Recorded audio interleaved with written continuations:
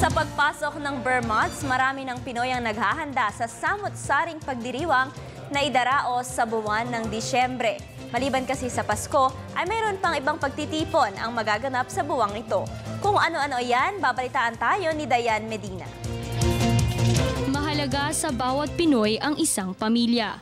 Kaya naman tinagurian ang Pinoy family na closely knit group ayon sa mga pag-aaral ng mga sociologists at eksperto sa usaping pamilya.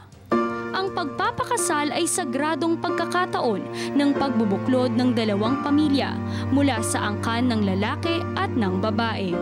Kung kaya't sa espesyal na araw na ito, detalyado mula sa susuotin, iimbitahin at lugar kung saan idaraos ang pagdiriwang. Ang pinakapinagkakaabalahan sa pagpaplano ng dating magkasintahang papasok sa pag-iisang dibdib bilang mag-asawa. We tend to have a very well-known name recognition, and our location plays a very ideal and convenient role. We are quite close to the airport, so a lot of tourists and Filipinos that are going to the provinces and to the beach resorts, they do come by and transit over here and stay overnight before going on to the airport the next day. Cradles Hotel has been known in the past to organize the best weddings, the most memorable ones. Kick it off, we also organized a wedding fashion show, Happily Ever After.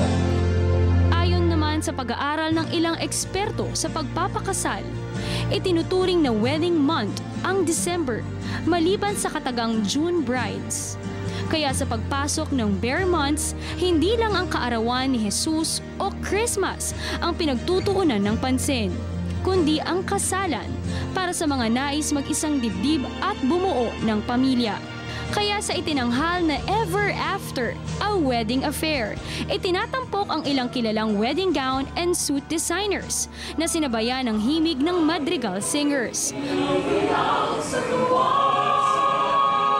Para sa paghahanda ng mga nais magsama habang buhay. Put a drama because you know, in a show you have to entertain the guests and you have to show some details which are not the usual for the wedding.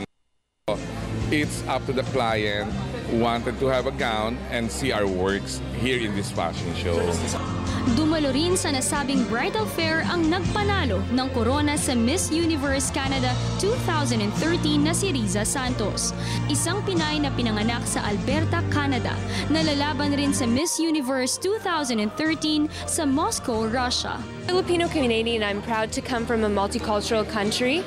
I am proud of my Filipino roots, and I've always had a soft spot in my heart for the Philippines. I find myself coming back here all the time. Karamihan ng mga followers ko sa Instagram, sa Twitter, sa Facebook ay galing sa Pilipinas. So, sobrang nakakataba ng puso, and I'm very grateful sa aking mga kababayans for their support. Na mahal ko ang Pilipinas.